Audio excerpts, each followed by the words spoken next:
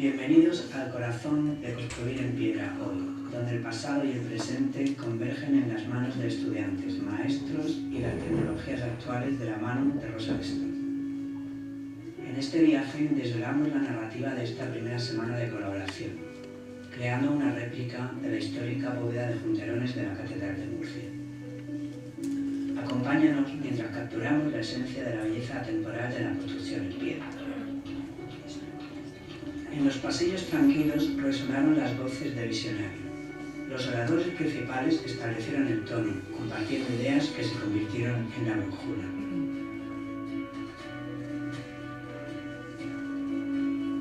A medida que los días avanzaban, los participantes se sumergían en el taller de arqueología experimental, explorando la construcción en piedra y difuminando las líneas entre la tradición y la innovación.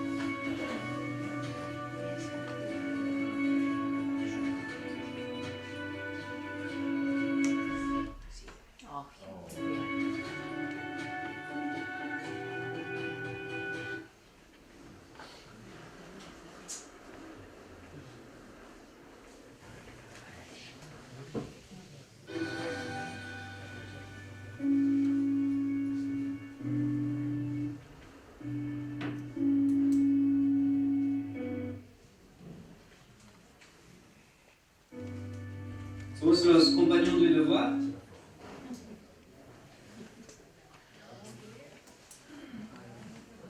Alumnos junteros en Francia, en París. Y ya vivimos en comunidad durante 7 años, más o menos. Cada año cambiamos de ciudad y así se permite aprender el oficio con diferente material, diferente cultura. Me parece una forma de aprendizaje muy especial, ¿no? No conozco ninguna solución parecida en España. Un poco tradicional. Sí, pero bueno, da importancia al traspaso de conocimientos, ¿no? Entre maestros y aprendices y también al viaje y también a la convivencia, ¿no? Sí. Desde 3 puntos, la comunidad, el oficio y el viaje. Es porque somos muy felices de ser aquí en España con nosotros. Claro, mucho de que aquí con nosotros. ¿Y qué es lo que estáis haciendo exactamente hoy? Ahora estamos haciendo una bóveda tórrica. Más simple es un donut que se corta, pero no se puede. Bueno, y creo también, bueno, tú eres muy joven para ser maestro, pero tus aprendices también son muy jóvenes, ¿no? Sí, tienen desde 16 años y los más viejos tienen 23. Sí. Y es un trabajo que les suele gustar a los jóvenes. Sí, cambia mucho la escuela y la vida de un oficio manual, pero a él parece que le gusta también le gusta aprender. Y como muy creativo, como muy físico también, ¿no? Eso creo que puede ser interesante. No es mejor que estar en un sitio sentado todo el tiempo. Un poco de todo, se tiene que pensar con la cabeza para tallar con una buena metodología, pero se tiene que tener buena dexteridad con las manos. Destreza. Se trabaja, poco a poco se va a mejorar. Bueno, pues encantada, ya vamos viendo todos los días cómo evoluciona esto. Vale, muy bien. Gracias.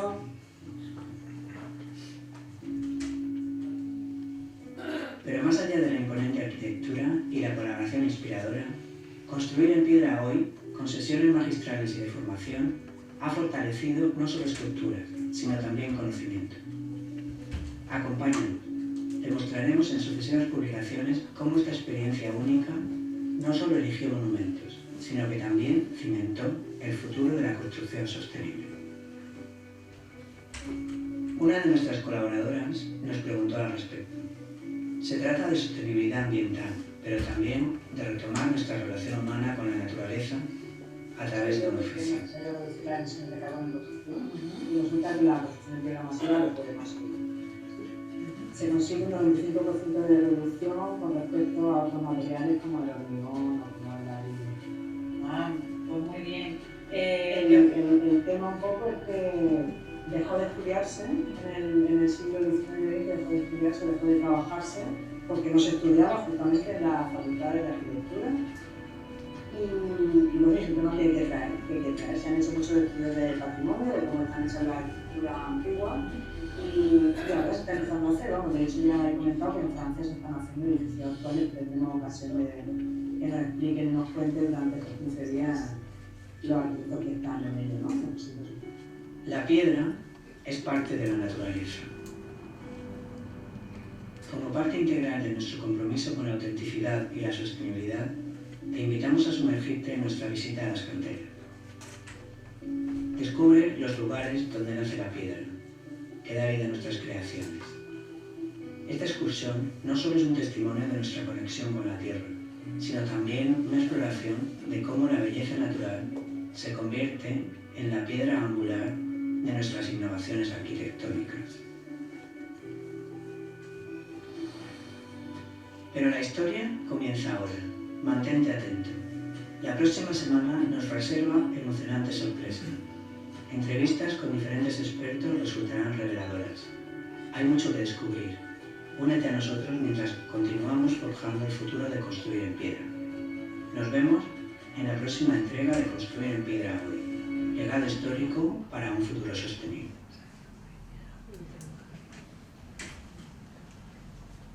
Bueno, no sabemos cuál será la próxima entrega, pero aquí estamos, ¿no? Para contar.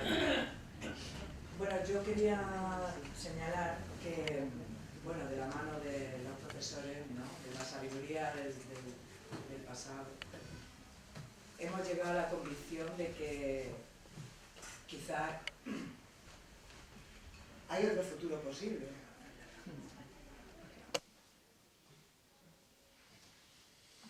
Las grandes construcciones que hicieron nuestros antepasados todavía las podemos admirar, son de una belleza fenomenal. ¿Y por qué? O sea, pensando en el porqué de esa belleza, yo pienso que es porque reflejan la creatividad inmensa de una gente que vivía en relación con su tierra y con los recursos que tenía a la mano. Y ahora que parece que el mundo se nos cae encima o se nos va a caer, ¿no? Hay mucha hipótesis apocalíptica, ¿no? De lo que va a ser el mundo. Yo creo que retomar la relación con la tierra y con la naturaleza tiene mucho sentido. Y puede dar lugar además al desarrollo de ciudades y de personas que construyan un nuevo mundo. Y bueno, aparte, no solo lo creo, sino que es lo que nos vienen a contar aquí esta serie de especialistas.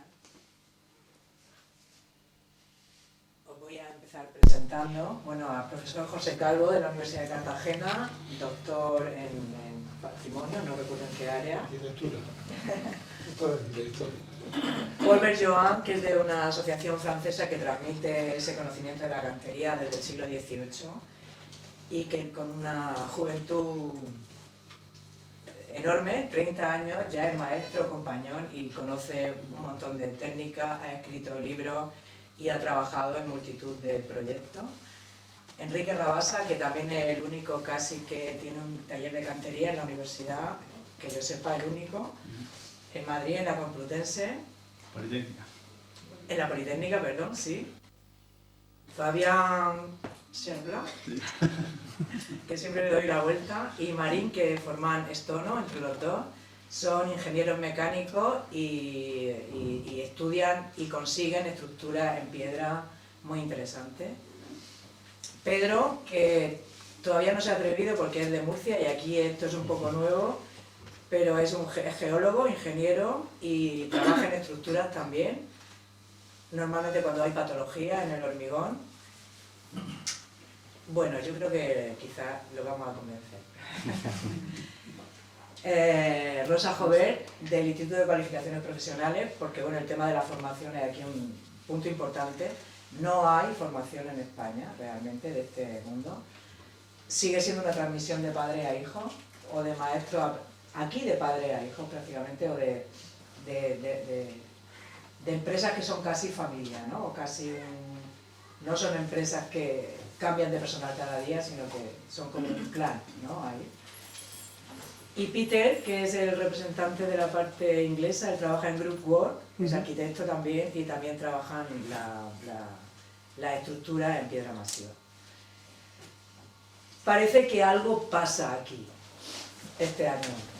este año en Caravaca, que es año jubilar, que es año santo, y que además comenzamos con esta cosa nueva que creo que puede darle una gran perspectiva tanto a nuestro pueblo como a su gente, ¿no?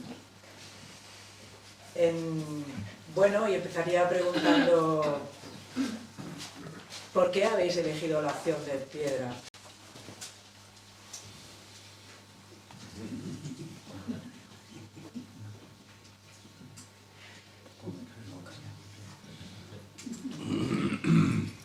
La que queráis.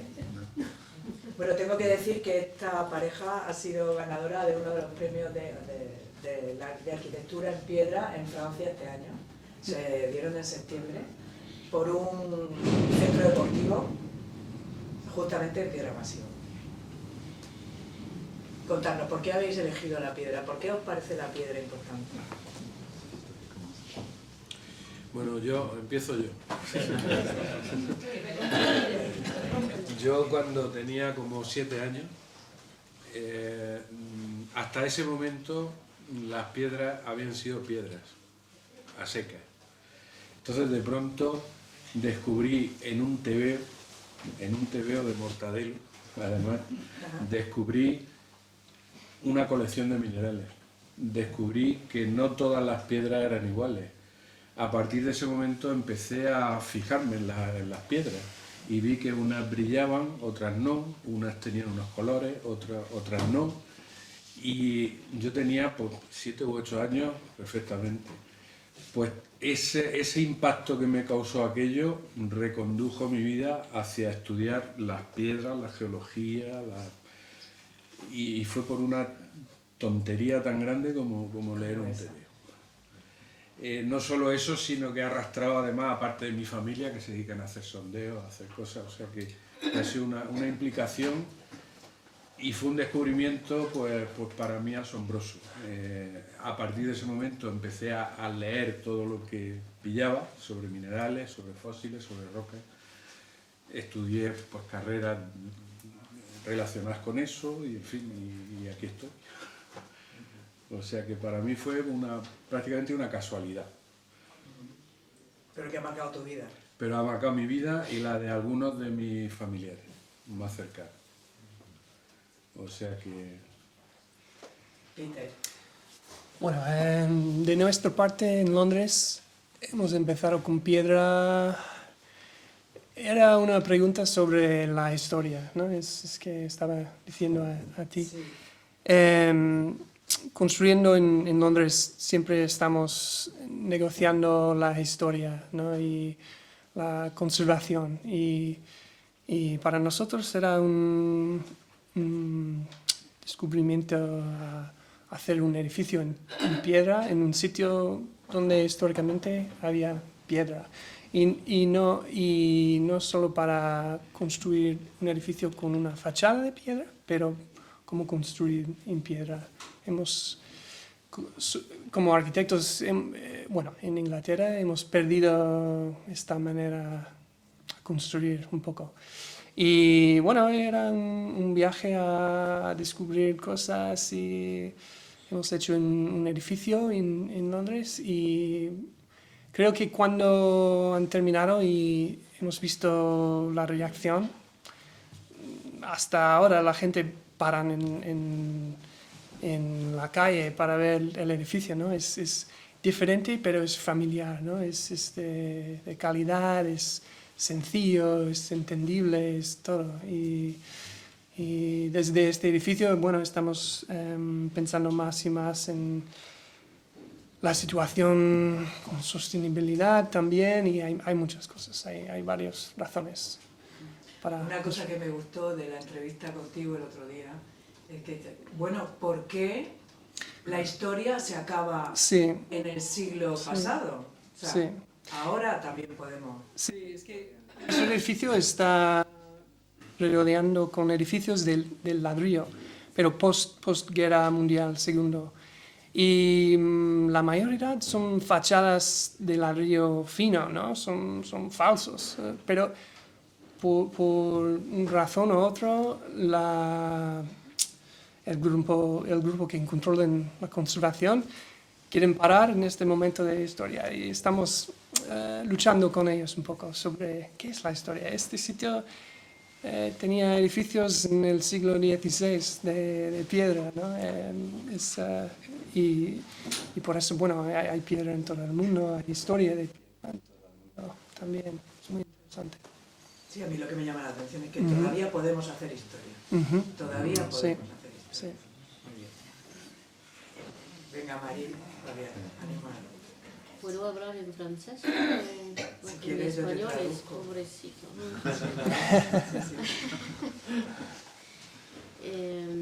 Ça commence par une relation, je dirais, une réflexion plutôt intellectuelle, où je travaillais sur les structures qui travaillaient en traction et qui, pour marcher en traction, devaient avoir une forme, une géométrie particulière. Et je travaillais dans un laboratoire de recherche notamment, où je poussais un petit peu ces réflexions sur la géométrie. Pardon. Sí, ella trabajaba en un laboratorio donde trabajaba con materiales que trabajaban a tracción. Y necesitamos de conocer la geometría para crear una ecuación entre geometría y fuerzas dentro de las estructuras. Y dans ce laboratoire de recherche, développer des modèles mécaniques. En ese laboratorio desarrollaban un modelo mecánico para estudiar los comportamientos de las estructuras de piedras, no directamente, pero el modelo matemático físico puede être adapté au comportement. Y el modelo que estaban utilizando podía adaptarse perfectamente a las estructuras en piedras. Y empieza cuando talladores de piedras vienen al laboratorio et nous montrer des voûtes qu'ils voulaient construire, des structures en pierre, et disaient, por favor, ayúdame, porque los ingenieros me dicen que mi bóveda no puede existir en piedra, que se debe ser de... Entonces ella conoció a los talladores de piedra que le preguntaban o que le pedían que justificara la estabilidad de la bóveda, aunque estaba perfectamente comprobado y estable que estaba, pero necesitaban una justificación de esa estabilidad en un lenguaje, vamos a decir, moderno. Sí, porque los ingenieros les dicen que se debe construir en concreto o en cemento. En cemento en hormigón, porque no estaba posible. Cabrones, existe por 1000 años, ¿por qué no yo puedo construirlo? Entonces,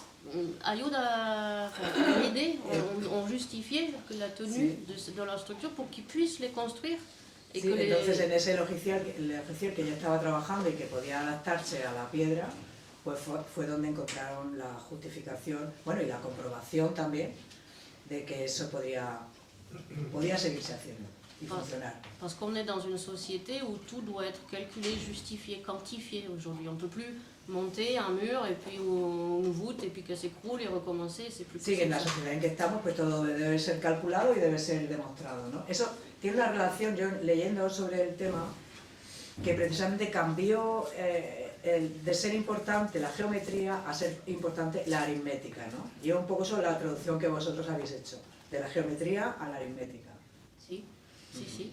Y pues al final, on avait de plus en plus de demandes avec les tailleurs de pierre pour les aider en fait à faire leur projet, sinon personne ne voulait prendre la responsabilité. Y finalmente pues tenían más y más demanda de talladores de piedra que les pedían de justificar sus obras para poderlas hacer realidad. Y on se dit que existe en el mundo académico los modelos físicos que pueden justificar este tipo de estructuras, pero no existen en las oficinas de ingeniería. Entonces, on a décidé de laisser la casquette de chercheur et on a pris celle d'ingénieur et on a créé un bureau pour transmettre en fait ce qui existe dans le monde académique, dans le monde de l'ingénierie, pour que ces structures-là et ce savoir-là continuent d'exister. Donc, entonces se han quitado el casco de investigadores, porque ellos eran profesores e investigadores de la Universidad de Montpellier, y se han puesto el casco de una oficina de estudios técnicos, y desde entonces se dedican a calcular estructuras en piedra. Pero siempre aprender con los talladores, porque tienen un saber muy importante que puede aider al ingeniero, que puede ayudar al ingeniero. Y aprenden de los canteros realmente porque digamos que son los que le han transmitido el saber hacer. Entonces, el mundo de tracción, yo vivo ahora en un mundo de compresión. Y cambió de vivir en un mundo de tracción a vivir en un mundo de compresión.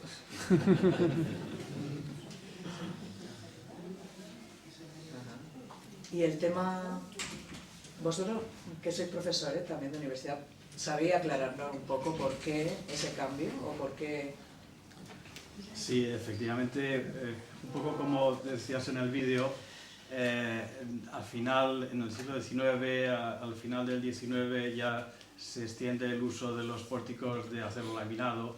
A comienzos del siglo XX las estructuras del pórtico de hormigón armado, y todo eso efectivamente pues son materiales que resisten a compresión y tracción y que requieren métodos de cálculo diferentes de las estructuras de fábrica. Entonces, a partir de determinado momento siempre hay una resistencia, y esto entró poco a poco en las escuelas de arquitectura, pero a partir de determinado momento se entiende que el arquitecto debe saber calcular ese tipo de estructuras modernas y se olvida completamente las estructuras de fábrica.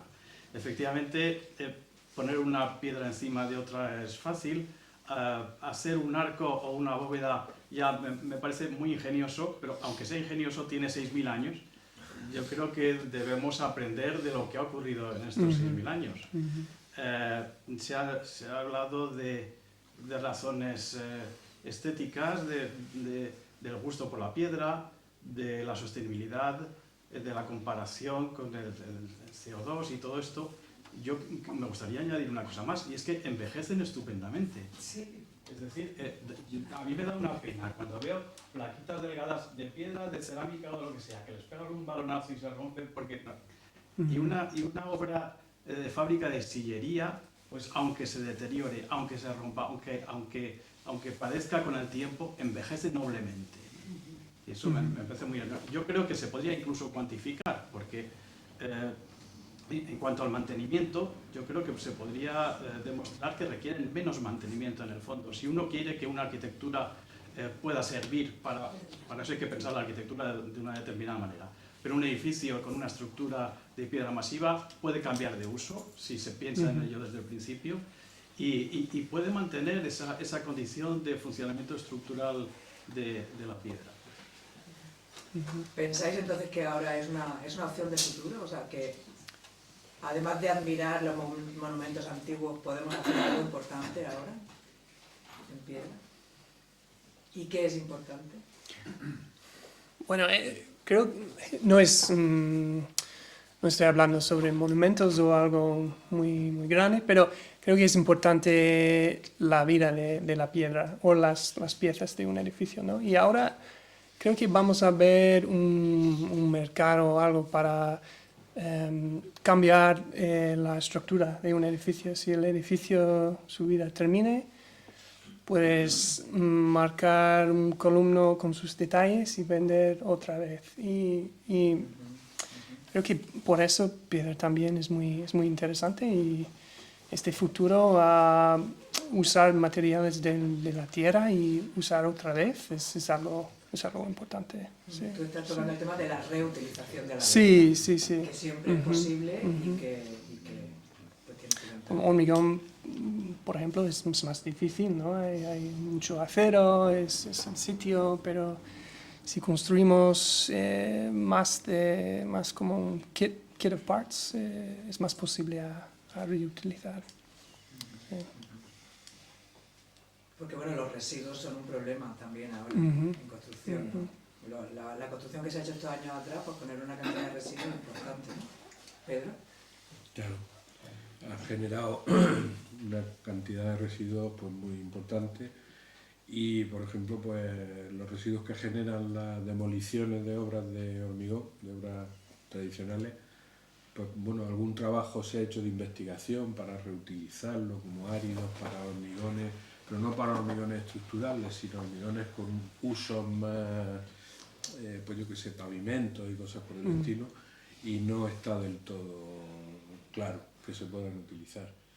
Entonces es un gran problema. Los residuos de hormigón son un gran problema porque van al vertedero y son muchos metros cúbicos los que hay.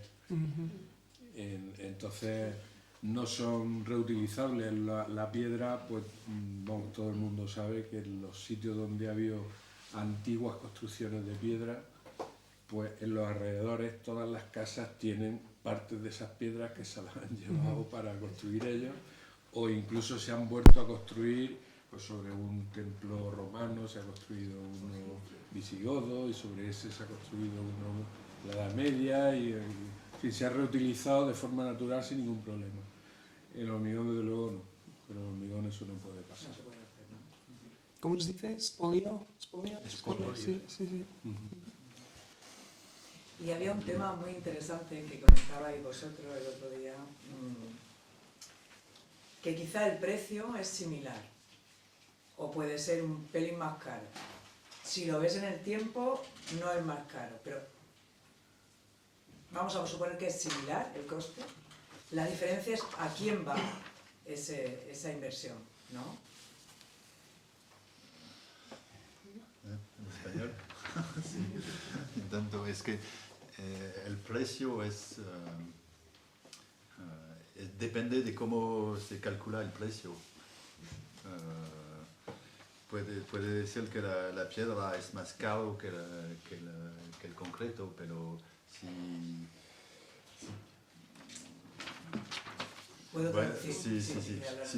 on regarde dans le temps de vie d'un bâtiment, si miramos en el tiempo de vida de un edificio, il se peut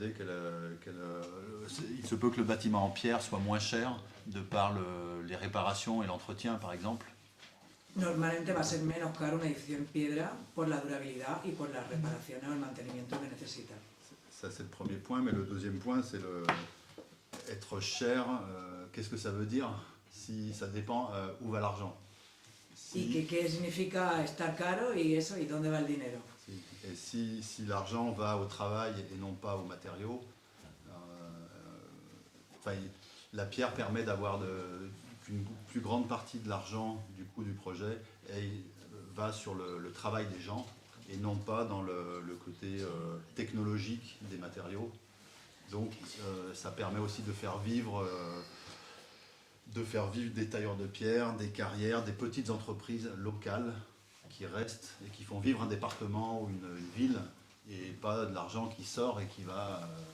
Sí, entonces el tema de dónde va el dinero, pues piensa que si no se mete en el material o en la tecnología y se deja en la sabiduría de la gente o en los negocios locales, pues va a desarrollar una vida en la ciudad donde se implante. No es lo mismo que mandar el dinero a una empresa que está no se sabe dónde, su origen o su capital o lo que sea, ¿no? Donc, des fois c'est meilleur de payer un peu plus si ça permet de faire vivre une ville ou un que quizás es más interesante pagar un poco más si se va a hacer con eso vivir dar vida a una ciudad o unos colectivos, ¿no?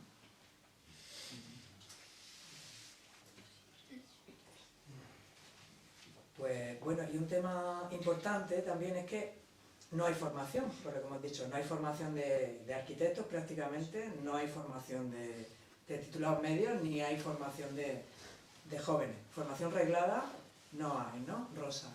Pues yo no sabía que no había formación universitaria. Yo de lo que hablo es de lo que yo conozco. Yo trabajo en la Consejería de Educación, en el Instituto de las Cualificaciones, que está escrito en la Consejería.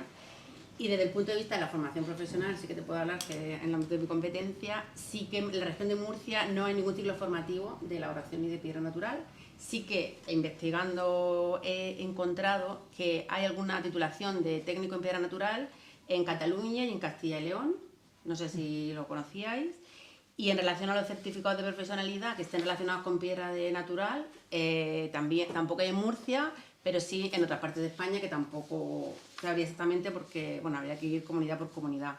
Entonces, sí que puedo hablar del procedimiento de acreditación de competencias profesionales, que es un procedimiento administrativo que se impulsa desde el Instituto de las Cualificaciones y que puede estar relacionado con la formación. Lo que este procedimiento intenta y va dirigido a una población activa que no disponga de titulación, acreditación o profesionalizante, es decir, que no tenga ningún título, pero sí que tenga una experiencia previa, porque ha estado unos años trabajando en el sector cualquiera, o bien una formación previa no reglada, se le pueda participar en un procedimiento que al final se le otorga una acreditación oficial, ¿vale? Un papelito firmado por un organismo oficial en el cual se reconoce y se acreditan esas competencias profesionales. Algo es algo, a lo mejor no hay una formación, pero es un reconocimiento oficial. Sí, interesante, porque aunque no haya formación reglada, pero si hay una formación práctica se puede reconocer. Unos años de experiencia, como has comentado, que se pasan de padres a hijos, pues bueno, pues a lo mejor pasando esas personas ese procedimiento podríamos tener ese tipo de acreditación. Y ya hago extensiva que no solamente el procedimiento operario está abierto a, a la industria extractiva, elaboración de piedra natural, etcétera, sino a cualquier ámbito. Hay 26 familias profesionales que cubren todo el tejido empresarial, o sea, desde sanitario, química, gestión administrativa, servicios socioculturales, todo el ámbito, todo el tejido productivo prácticamente se puede acceder al PREAR. Y como veo que hay gente de otro ámbito, sé que, bueno, ayuntamientos, Frecon y tal, y otros ámbitos, pues bueno, pues para dar a conocer también y difundir un poquito este procedimiento. Y nada más, gracias por la invitación. Nada, a ti por venir. Quería comentar un poco, si no he entendido mal a Rosa, decía que no hay formación universitaria en esta cuestión. Hombre, lo que ocurre nosotros, por ejemplo, en la Politécnica de Cartagena tenemos un máster en patrimonio arquitectónico, en la Politécnica de Madrid tienen otras universidades de España también tienen este tipo de máster, pero claro, a un técnico en patrimonio arquitectónico hay que formarlo en muchos campos, en un año, porque prácticamente todos estos máster tienen un año de duración. Nosotros tenemos una asignatura que se llama Materiales y Técnicas del Patrimonio Arquitectónico, que una de las cuestiones que se tratan en esa asignatura es precisamente la construcción en piedra de cantería, incluso robándole tiempo a otras cuestiones como la albañilería, pero claro, no puedes darle una formación intensiva en cantería a un señor o una señora que va a hacer un máster de un año en patrimonio arquitectónico, que evidentemente tiene muchísimas disciplinas, ¿no? Otra cosa es como optativa o cuando se tienen instalaciones como el taller de cantería que tienen en Madrid, que se puede profundizar algo más, ¿no? En el máster del Patrimonio de Madrid yo mismo explico el análisis límite para el cálculo de estructuras de fábrica, pero claro, eso no llega más que a los 4 o 5 que hacen ese máster del patrimonio. Y por otra parte, a mí me parece que hay debería haber una preocupación semejante en la obra nueva. Ahora en el patrimonio está claro que se está extendiendo la idea de conservación a muchos campos fuera de lo meramente apariencial.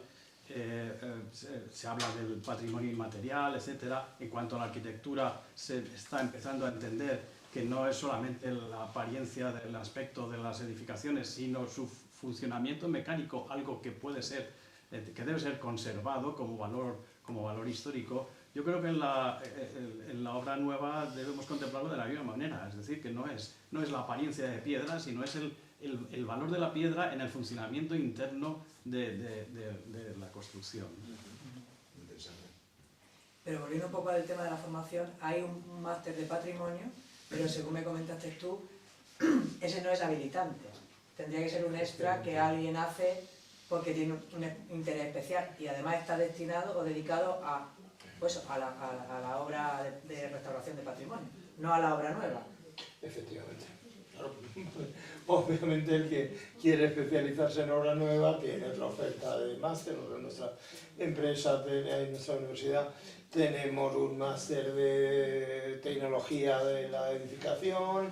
En Madrid seguro que tenéis uno o dos máster con esa orientación. También incluso en Madrid tenéis máster prácticamente de proyectos. Es decir, efectivamente el que está más interesado en la obra nueva tiene una oferta muy amplia de máster a su disposición. Pero no hay ninguno de piedra natural. No, que yo sepa, en España. No sé si alguien sea... Pues claro, también es difícil en un arquitecto que me voy a especializar en piedra natural y el resto de los materiales que intervienen en un edificio que, o sea, para un arquitecto, un técnico es un poco... Salvo que su vocación sea ser técnico de una empresa de piedra natural. Y en cualquier caso probablemente eso sería más bien tema para una facultad de geología que para una empresa. Que se estudia la piedra desde otro punto de vista. O sea, la utilización de la piedra se menciona simplemente. No, me refiero a un hipotético máster para técnicos de empresas de piedra natural. Sí, o no de empresas, de edificación. Claro. O sea, los arquitectos son independientes. O un arquitecto independiente que quiera trabajar en piedra. Claro.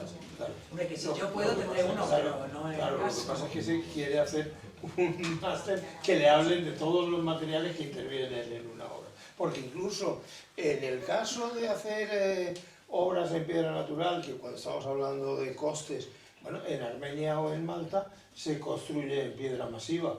¿Por qué? Porque el coste de la piedra masiva en Armenia o en Malta es competitivo frente a otros materiales. Probablemente la piedra masiva es muy sale barata en Armenia o Malta porque hay mucha, y otros materiales salen muy caros porque no hay en Armenia. Pero bueno, es una cuestión de coste. Y de costes comparativos con otros materiales. Paul, sí. En Francia hay una vieja tradición de transmitir oficio que puede ser de cantero o de carpintería o otras cosas, pero lo que es bastante nuevo es los puentes que se hacen tras los estudios de escuela superior y los obreros, porque el oficio está bastante bien pensado por los obreros, pero no demasiado desarrollado en la formación del lado superior. Y ahora, hace como 10 años o 15 años que se hace un buen trabajo para los arquitectos y los oficios de la cantera, y ahora tenemos que ganar un poco más para los ingenieros y los oficios de la cantera, porque viene muy de moda para los arquitectos de hacer workshop con obreros que trabajan la piedra, pero un poco menos de moda para los ingenieros. Y se tiene que impulsar un poco.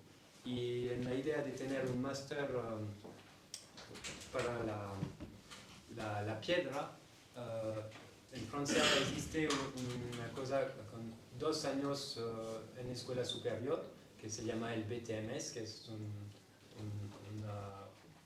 estudio que se puede hacer con un diploma al final, pero se está empezando a pensar a un máster en un año, un máster de especialización, y pienso que puede ser inteligente de tener diferentes lados, de los geológicos o los historiadores también, puede ser ingenieros, arquitectos, y así se van en equipo haciendo proyectos, y pienso que en un año puede tener una buena especialización una vez que tienes tu diploma de ingeniero o de geólogo, para especializarte en respuesta normativa y en cultura de vocabulario y de pensamiento, para que se puede hacer obra de construcción inteligente, porque no es tan inteligente si falta conocimiento.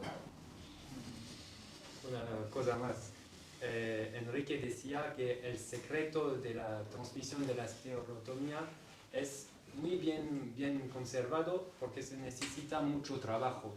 Y él decía, es la mejor manera de tener su secreto, ¿no? De trabajar para conocer. Y pienso que un máster especializado me parece inteligente. Bueno, el tema del secreto lo estuvimos hablando porque el secreto de la masonería, no de la masonería especulativa, ni mucho menos, sino de los masones que trabajaban la piedra, porque siempre parecía que era algo como muy especial, como muy secreto, y estábamos diciendo que el secreto es el conocimiento. O sea, lo que ahí se guarda es un conocimiento, y que hay que estudiarlo, y que hay que trabajarlo, solamente para llegar ahí, ¿no? Que no hay ningún secreto sobrenatural. Muy bien, pues no sé si queréis, preguntar, vosotros comentar alguna cosa más, hablar de algún proyecto.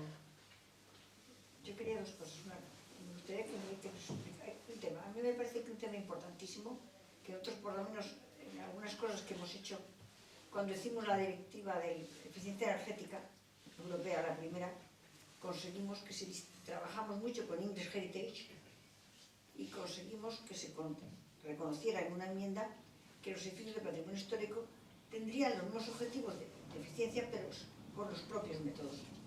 Sin embargo, en el 2014, cuando se aprobó la segunda directiva, hubo un movimiento verde que pensó que íbamos a engañarles, los de patrimonio, y la anularon. Pero a mí me parece que el tema de eficiencia energética sí, no lo hemos en los edificios de la piedra es un valor incluso para incitar a que en los edificios modernos tenga un mercado mayor la piedra. Yo creo que ese es un tema que yo no sé si se tiene en cuenta. Y un segundo tema que yo quiero preguntar, yo quería preguntar hasta tres, es Enrique, que nos explique un poco lo que ha hecho, porque es un pionero lo que ha hecho en Madrid, y podría ser algo que hasta cierto punto lo trasladamos aquí. Y luego a mí me parece enormemente inteligente e importante haber traído el Escompañón, porque es casi en Europa lo único que existe para poder mantener la formación de los oficios. Y creo que es una cosa que habría que conseguir una delegación aquí del Escompañón para poder formar a la gente, porque no tenemos medio, porque la formación reglada no vale para esto. Está claro que no vale. Sin embargo, hay un agujero negro, un vacío brutal. Y yo creo que me gustaría explicar un poco lo que es lo Compañón, porque cuando lo expliquen nos veremos cómo se puede copiar. Podríamos hacer un acuerdo con ellos, ni siquiera reproducir, sino traerlos aquí y que trabajen con continuidad. Nosotros estamos en colaboración con los Compañón. Esta es la tercera actividad que tenemos con ellos, vamos a decir. Bueno, lo otro ha sido que venían un año, ellos, bueno, ahora nos lo explica Paul, pero bueno, explícanos Paul cómo funcionan los Compañón y después hablaremos. Entonces, ahora el grupo de alumnos se forman en los Compañón, pero no están en Compañón y no hacen el Tour de France. Lo que estoy diciendo es que hacen una formación, en el grupo hay solamente 3 que van a empezar a caminar para empezar a ser Compañón. Y después de 7 años pueden ser Compañón, pero antes no están Compañón. Y ves que en un grupo de 12 alumnos hay 3 que quieren empezar a hacer el Tour de France, que es un viaje donde eso puedes es interesante, explica el Tour de France. aprender un oficio, y hay 3 puntos mayores: la vida en comunidad, el aprendizaje de un oficio y el viaje. Y así te permite de entender cómo se trabaja el granito, la arena, el calcáreo. Pero no, perdona, no viajan por viajar, trabajan siempre en una empresa. O sea, les tutelan. El Compañón tutela la formación. El Compañón les da el sello de la formación. Es como una especie de tutoría a distancia y concreta. Eso me parece increíble. Pero están trabajando todos los años en una empresa. Claro, exacto. Entonces lo que decía, nosotros somos colaboradores de ellos en el extranjero, pues bueno, porque son franceses y nosotros en España somos extranjeros para Francia. Y entonces vienen un año aquí y ya han venido en 2 años. Bueno, pues les gusta la vida estar aquí, les gusta España se vive muy bien. Y han vuelto algunos en vacaciones, algunos al taller que hicimos hace 2 años, y el del segundo año pues se ha enamorado de una chica aquí y está aquí viviendo. Entonces, ya tenemos el primer Compañón, ya lo tenemos aquí.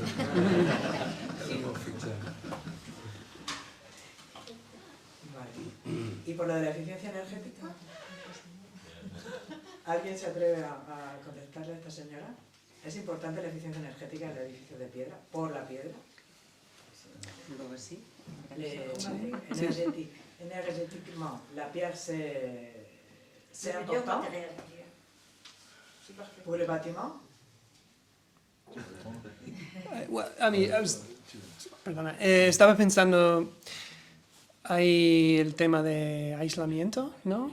En un muro, pero estamos interesados también, por ejemplo, nuestro edificio en Londres, la fachada es la superestructura, ¿no? Y detrás hay ventanas y el control está en las ventanas y control del sol, y no es específico a el aislamiento o las capas del muro. Es la estrategia en cómo usamos piedra masiva para la estructura y qué es detrás. Bueno, es un tema importante porque somos un poco vagos y queremos dibujar las menos líneas posibles, ¿no? Sí. Pero en Inglaterra o otras zonas es algo importante, el clima, el aislamiento y control del sol también. Me imagino que además hay una inercia térmica que también es un valor. Ahora es curioso que en esta pequeña bóveda que hemos hecho se entra dentro y hay fresquito. Incluso hoy que hace calor. Sí. Se notaba mucho hoy la diferencia. Sí. Eso yo creo que hay que explicarlo porque probablemente mucha gente, incluso muchos arquitectos o ingenieros, no sean conscientes. Es decir, en la construcción tradicional es una construcción de muros gruesos y eso tiene dos ventajas. Una es que, bueno, incluso por los criterios que ahora hay en todas las normativas y tal, al ser más grueso su poder de aislamiento es mayor, es decir, tarda más el calor que escapa de la vivienda en atravesar las paredes, eso es obvio. Pero es que además hay el factor del que habla Enrique, que es la inercia. Además de no dejar pasar el calor, el muro guarda el calor antes de lanzarlo. Esto es un fenómeno independiente del aislamiento y que no se suele tener en cuenta. Con lo cual, la construcción tradicional, primero, resuelve perfectamente ese problema. Pero además es que todo eso tiene que ver con otro problema al que ha hablado también Enrique, los conceptos de cálculo de análisis límite, que son el cálculo de estructuras masivas del siglo XX, que no tiene nada que ver con el cálculo de estructuras reticuladas de acero y hormigón. Y aplicando los principios del cálculo límite, en su momento Jacques Heyman llegó a decir que en un primer análisis de las estructuras de fábrica se podía suponer que la resistencia a compresión era infinita. ¿Pero por qué? Cualquier ingeniero se pondrá los ojos a cuadros si se le cuenta esto. Pues sí, porque como estamos utilizando en las estructuras masivas unas grandes cantidades de material para soportar la fábrica y sobre todo por motivos de confort térmico, sobra material a compresión, lo cual nos lleva a que los problemas fundamentales de las construcciones masivas no son tanto de resistencia ni de características de los materiales, sino de forma y estabilidad. Pero claro, eso es lo que hacen normas de construcción, pues no lo entienden. Me imagino que os habéis encontrado ese problema, that you have confronted this problem everywhere.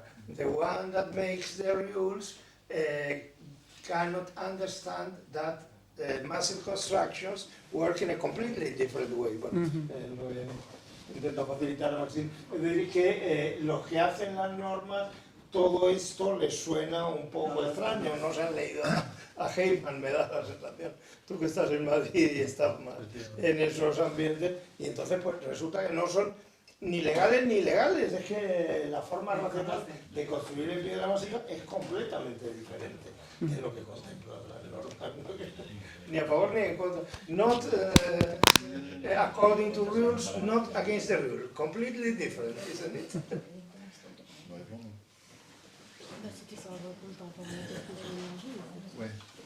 Sí. Antes de hablar de las estructuras, podemos, a propos de la cuestión energética. A propósito de la cuestión energética. Antes de hablar de la estructura, podemos hablar de la matière. Antes de hablar de la estructura, se puede hablar del material. Il est certain qu'on a déjà, avec la pierre, un matériau qui est déjà là, qui est déjà fabriqué. Con la piedra tenemos un material que está ya fabricado en tierra, naturalmente. C'est du sens commun que de se dire que déjà on n'a pas consommé l'énergie pour le faire. Il y a 300 millions d'années, básicamente, pues ya no necesita energía para fabricar un material, porque ya está fabricado. Donc on sort d'une logique, je dirais, industrielle où on pense faire mieux que les matériaux qu'on a sous les pieds. Mais faut quand même réaliser que le béton, pour faire du ciment et du béton, on casse des pierres. On va prendre beaucoup d'énergie pour exploser une montagne. fissurer une montagne sur des mètres cubes pour faire des petits cailloux. Après, on va encore les broyer, on va les chauffer. Pour au final, on avait une pierre, créer un matériau qui est du béton, qui est souvent 10 fois moins résistant, 10 fois moins résistant que la pierre initiale. Donc il faut être un peu fou pour trouver que c'est super comme idée quand même.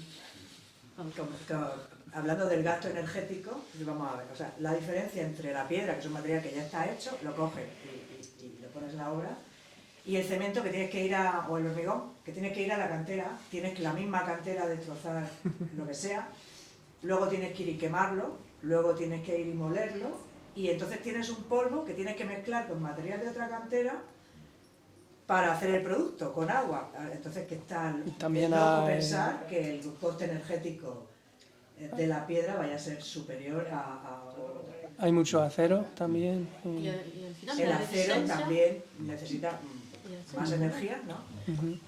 y la resistencia al final es menos que la piedra inicial. Y la resistencia que se consigue con Qué el buena hormigón, idea. pues inferior a la de la piedra Eso inicial que en había. los años 90 se estudió mucho, y en los años 80. Pero luego yo creo que, yo por lo que conozco, los lobbies de las grandes constructoras han metido mucha mano en toda la normativa europea para evitar que esos temas salieran a la luz. Pero en los años 80 y 90 era fácil, incluso en la Universidad Española, investigaciones exactamente sobre eso. ¿Cuál es el consumo energético de un tipo de material, de otro material, el transporte, todo?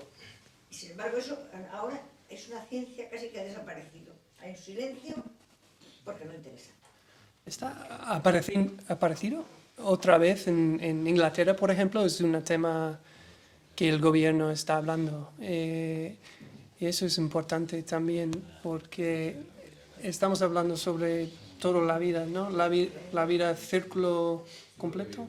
El ciclo de vida. Sí, y depende cómo calcular la huella de un material. Depende, por ejemplo, en Inglaterra están hablando sobre carbon cero, ¿no? Pero estamos hablando sobre carbon negativo, con piedra, con madera, materiales que puedes usar prácticamente sin energía.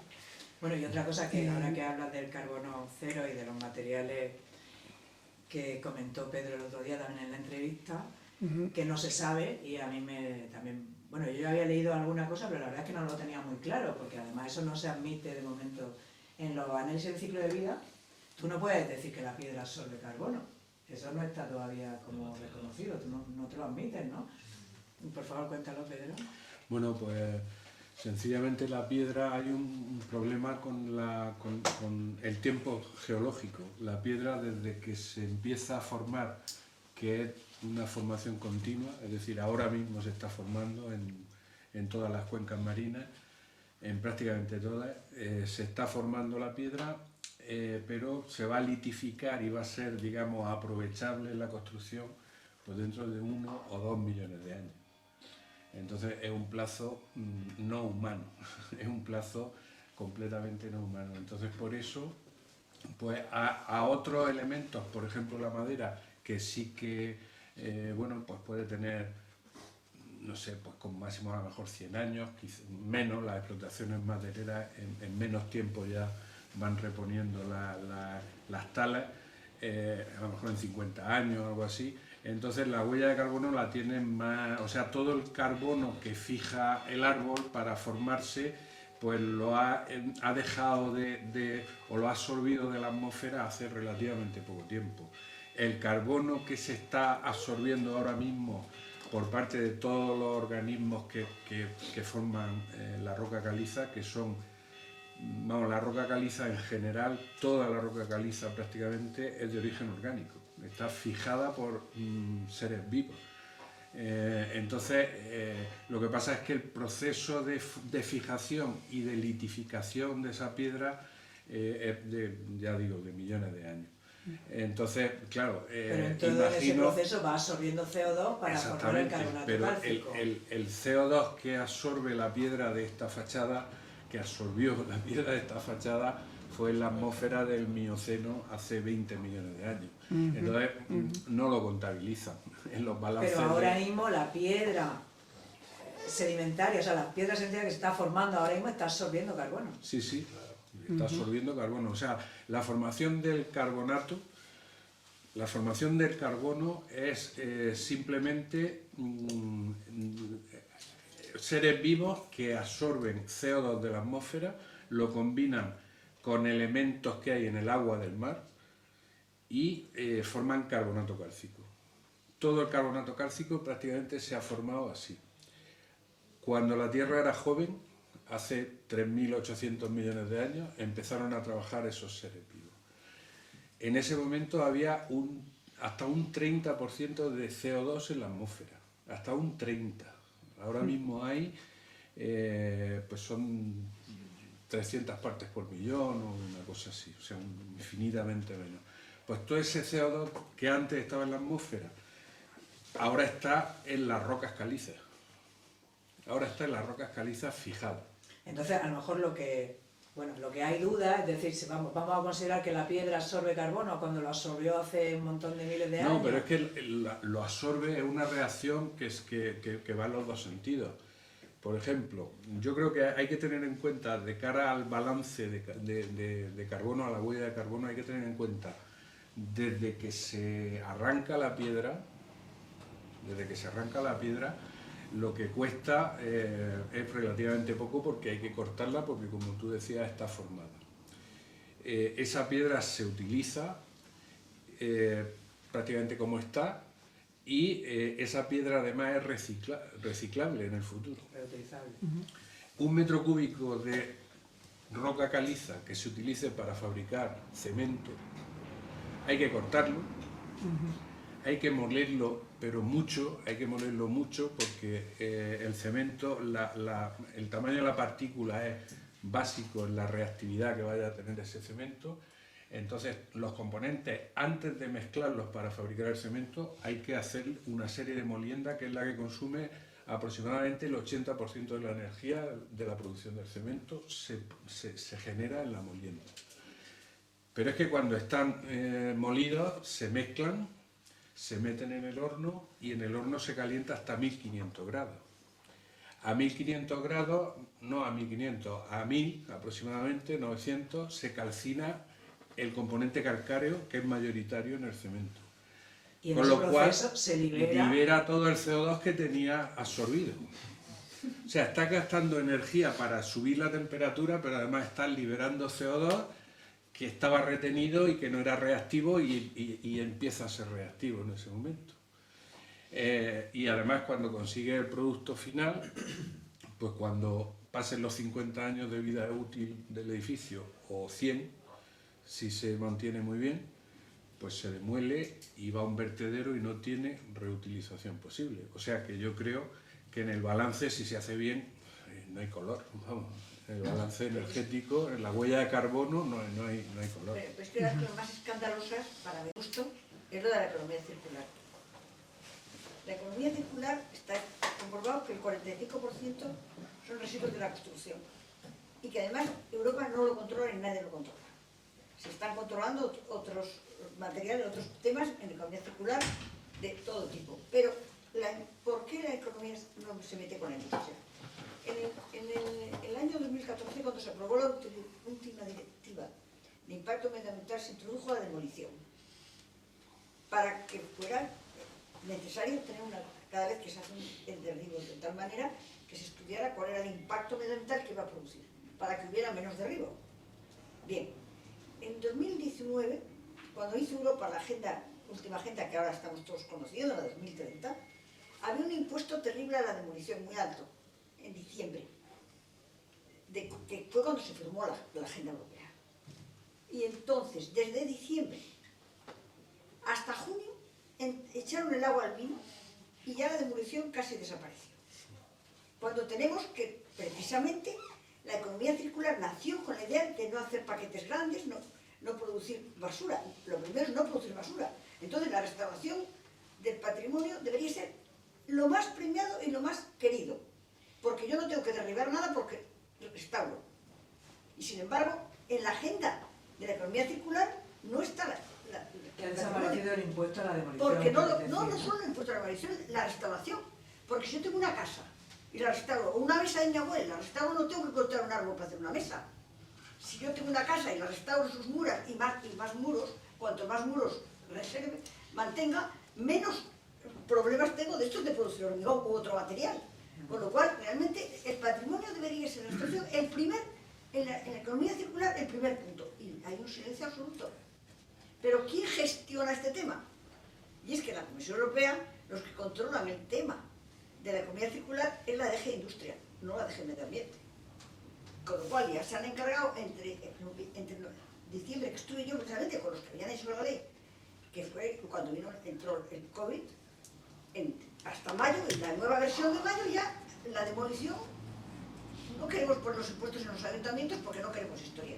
Eso es una vergüenza. Y yo creo que es algo que sería el objetivo de todos nosotros, empeñarnos en que eso, en ese punto claro. El patrimonio histórico es lo primero de la economía circular. Y mantener todos los materiales. Perdona que haya hablado ya de... ¿Te importaría presentarte? Porque parece que tiene algún cargo importante.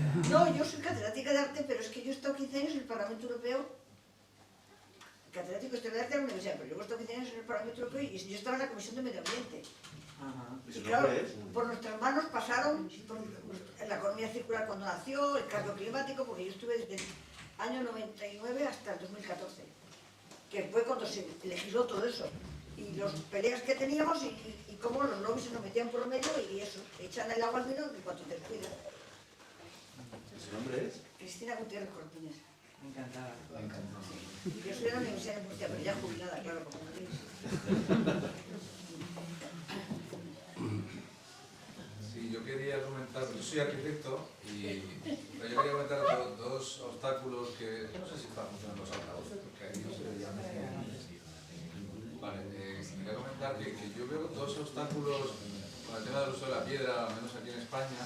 Uno tiene que ver con la eficiencia energética, que se ha hablado antes, y otro también con la formación, que también es un tema que se ha tratado. Con respecto a la eficiencia energética, ocurre que en España la última actualización del Código Técnico, que es nuestra referencia para el cálculo de eficiencia energética, realmente nos ha marcado un gol tremendo porque hemos importado los estándares alemanes de Passive House y entonces nuestra concepción actual, al menos en cuanto a normativa y cálculo de eficiencia energética, lo que valora es el poner mucho aislamiento térmico a los edificios. No se tiene en cuenta la inercia térmica, esto lo estáis hablando. Si calculáis una casa con 20 centímetros de aislamiento térmico o con 20 centímetros de piedra masiva, pues veréis que, por supuesto, según los cálculos, funciona mucho mejor.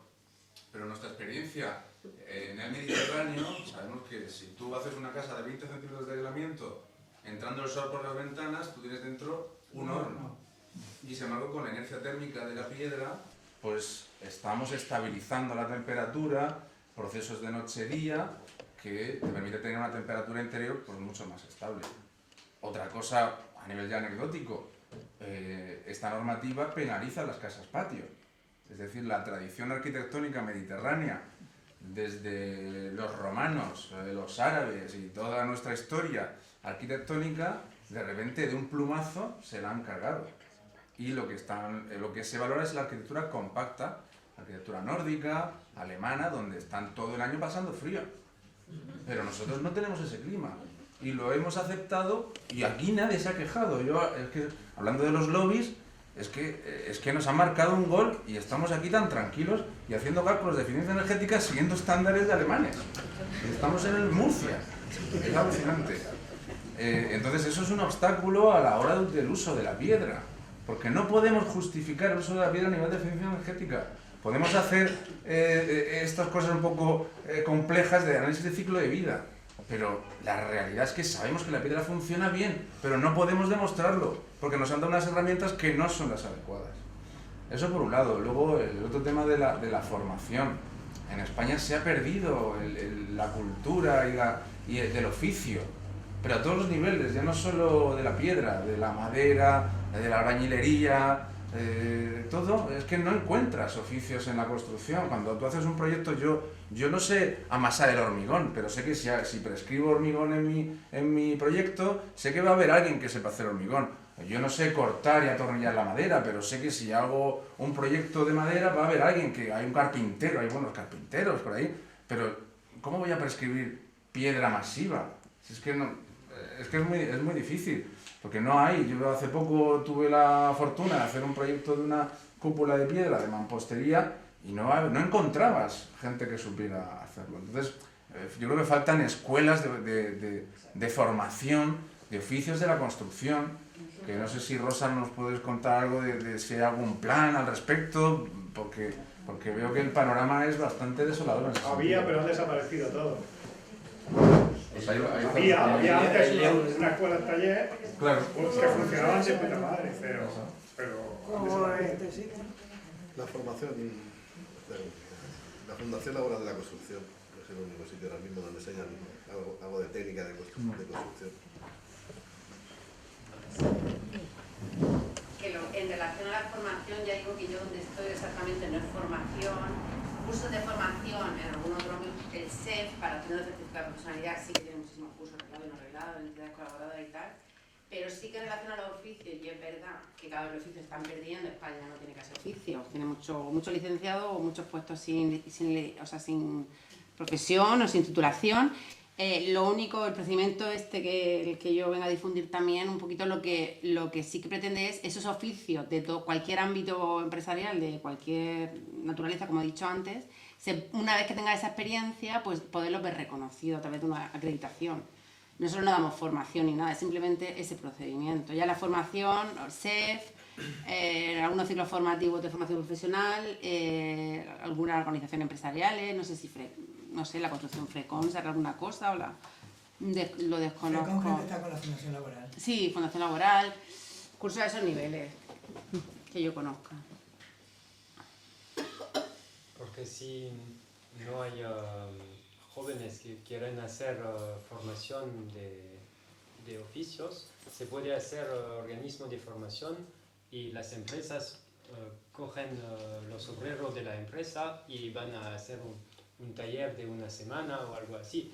Puede ser más fácil de organizarlo así que de tener estructura para coger alumnos jóvenes. Yo estoy de acuerdo con Paul. Pero eso es la FP dual, también se hace en el tema de la FP, en la formación sí, profesional. Sí, la FP dual pues deja un poco que desear también. Deja de que desear, pero el nuevo Real Decreto... Algo hay. Y además el nuevo Real Decreto ha obligado a que sea toda la FP dual, se está trabajando en ello, pero se pretende que toda la formación profesional acabe en una empresa haciendo esas prácticas o contratada durante un tiempo para aprender ese oficio y más práctica, hagan aumentar el tanto por ciento de práctica en la empresa. ¿Pero cuántos años? La pregunta clave está, ¿cuántos años se forma un cantero? Un montón. Aquí con los módulos no hay quien llegue a ninguna profesión, ningún oficio. Son módulos cortísimos. Una formación de un oficio son muchos años. 2 a 1. No sé. 7. Se tiene que empezar. 5, 7. Si es que los módulos son una... Pero entiendo que son carreras, licenciaturas, titulaciones superiores. A ver, en la FP son los 2 años de formación profesional básica y luego están los másteres y los cursos de especialización. Hasta 4 o 5 años también un experto puede llegar a formarse en esos años. Sí, lo que pasa es que sí, el sistema educativo puede llegar, la normativa puede llegar, pero no sabemos qué cosas se van a poner por en medio. Entonces, pues yo creo que hay un artículo 5 en el Código Técnico de la Edificación por el que un arquitecto puede hacerse responsable de lo que hace. Y yo creo que hay una responsabilidad de la empresa o de quien quiera tener a alguien que le haga un oficio, que a lo mejor puede pues mantenerlo, mandarlo a formarse un tiempo o, en fin, una organización un poco más libre o un poco más rápida, quizás sí podemos conseguirlo, porque si esperamos, como dice esta señora, que el lobby del hormigón nos pague la formación en piedra, pues no lo va a hacer. No lo va a hacer. No. Se está desarrollando porque las empresas francesas tienen esta necesidad de formar para hacer aparejo o para cortar piedras o para entender la cantera y se organiza semanas dedicadas al dibujo o se organiza semanas dedicadas a la extracción y pienso que ya si tienes... ¿Y quiénes son los alumnos, Paul? Ahí. La empresa organiza una semana de dibujo, una semana de cantera. Sí, no, y los alumnos la empresa ¿quiénes son? quiere hacerlo. No existe demasiado la respuesta Sí, vale. de los organismos de formación, pero es una demanda de las empresas. ¿Y el curso lo hace que gente de la calle normal o...? No, los obreros de la empresa. ¿Es querer hacer todo el Estado o dejar que la sociedad funcione? Yo voy... Sí, bueno, no, sobre este tema de Passive House, es una buena pregunta y no sé exactamente en España por qué la situación es como así, pero creo que estamos perdiendo el norte un poco, ¿no? Porque un Passive House necesita máquinas, necesita ser muy cerrado, ¿no? Y no es para todo el mundo. Y no sé cómo cambiar la situación, pero ¿quién está cambiando las reglas? ¿Quién ha adaptado Passive House? ¿Solo porque es sostenible o es verde? O no sé la historia. Sí, pero que tiene esa fama de que con eso es muy eficiente y nadie lo cuestiona, quizás. Pero a lo mejor hay que sacar un modelo mediterráneo de construcción pasiva. De relación, de control de sol, sí. Bueno, hay mucho por hacer, ¿eh? Sí. ¿Tenéis alguna pregunta más?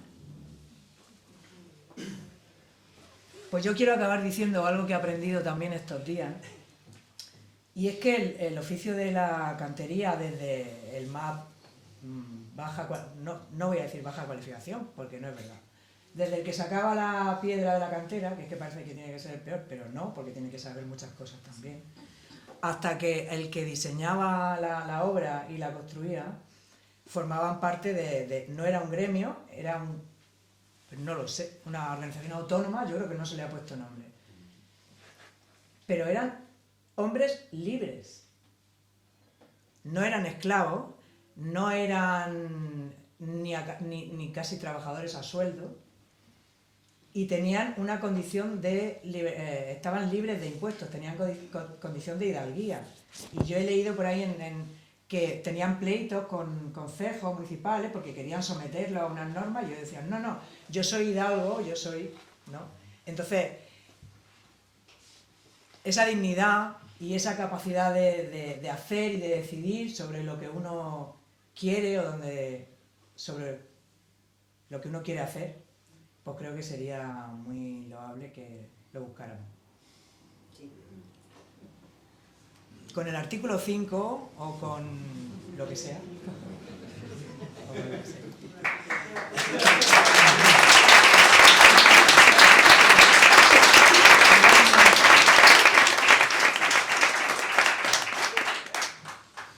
Sí, yo quería comentar porque yo creo que se ha olvidado una parte también muy importante de la piedra, que es así, que ha existido, se ha mantenido, pero yo creo que puede seguir existiendo, que es el tema de la estética, ¿no? De la belleza, ¿por qué dices de la belleza? Me gusta más. Que pregunta a Peter, que es aquí el arquitecto, al menos que está trabajando en ese aspecto, ¿qué piensa él al respecto? Quiero decir, que sobre todo más en la construcción masiva, ¿no? ¿Qué nivel tiene ahí la estética? Si tú crees que conseguimos ahí una arquitectura contemporánea, actual, ¿qué piensas al respecto?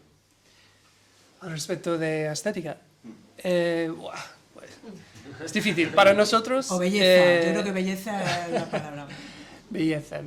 Bueno, sí, es curioso porque para nosotros fósiles, los rayos, sí, cuando cortes la piedra, los superficies diferentes son bonitos para nosotros, pero para otra persona son feos, ¿no? No son limpios y es difícil. Pero creo que materiales naturales como piedra tienen una belleza, depende de la condición de la luz. Por ejemplo, en la oficina estamos creciendo plantas encima también. Hay algo muy bonito. Decimos delight, ¿no? There's an architectural delight en los materiales naturales, pero también en la honestidad, cómo conectan, como el proceso que ha hecho este material, ¿no? Y para nosotros es la belleza, pero... y la sencillez, quizás, ¿no? ¿Qué? La sencillez, que sea una sencilla la... Sí, exactamente. Pero es subjuntivo, ¿no? Subjective, ¿no? Subjetivo, gracias. Sí. ¿Vosotros tenéis algo que decir al respecto de la belleza o la estética en la piedra?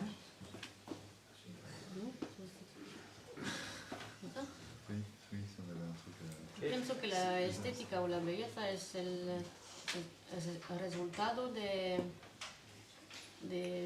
cada humano que trabajan sobre el proyecto.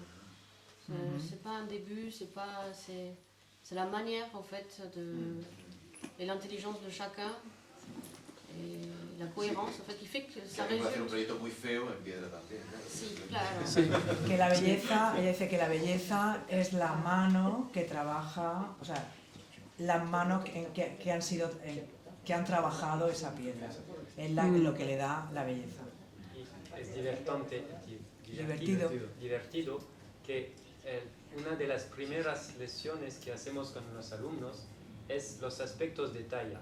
Y nosotros lo vemos como una cosa muy técnica para entender las herramientas, pero al final es hablar de belleza, porque es el aspecto final.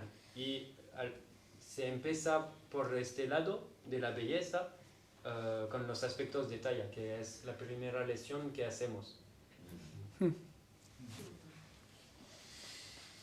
No sé, yo creo que también en la belleza de la piedra está, lo que decía antes, la simplicidad o la sencillez, que, bueno, al menos para mí, como se dice, ¿no? Que menos es más, es lo primero, ¿no? Y también que estamos empeñados en aplicar tratamientos, en aplicar tecnologías que a lo mejor no son necesarias, sobre todo en la construcción masiva. Entonces, para mí la simplicidad o la sencillez de la construcción masiva, para mí creo que es bella de por sí. Ya no es que sea subjetivo, sino que bella de por sí, porque es simple, es sencillo, o sea, el menos es más, ¿no? Sí. Y lo veo muy contemporáneo. Creo que realmente puede ser una construcción de futuro en ese sentido, ¿no? que tiene futuro a nivel de estética. También es subjetivo mi opinión, ¿no? Sí. Yo pienso que la simplicidad es algo difícil de conseguir. O sea, hay mucha inteligencia en las cosas que son simples. Yo creo que desde el punto de vista de la conservación del patrimonio, incluso de la intervención en general en lo construido o de la evolución de la ciudad, el material y su correspondiente comportamiento constructivo y mecánico es más importante que la forma. Tenemos catedrales que tienen un trozo gótico, otro renacentista, otro barroco, no importa, porque todo es el mismo concepto material y la misma manera de construir. Es la manera de armonizar las cosas. Eso es importantísimo. Para patrimonio, para las licencias de nuevos edificios, la compatibilidad del material. Muy interesante eso, me encanta. Pero gente siempre pregunta, ¿qué estilo es esto? Pero no es sobre estilo, ¿no? Es el proceso, es más importante. Es la belleza, es el proceso, más o menos. Sí, es madera, piedra, cualquier material. Cuando ves el proceso y además el proceso de la tierra, bueno, es increíble, ¿no? Es muy distinto. Y tiene una conexión del pasado también. Por ejemplo, Stonehenge es una estructura de piedra, todo el mundo conoce. Pero puedes hacer algo similar, pero muy moderno, muy con tecnología también. Y tiene esta línea del pasado y del futuro. Sí.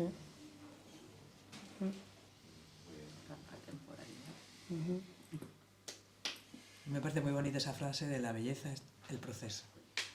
Sí, a mí también. Bueno, nos despedimos aquí.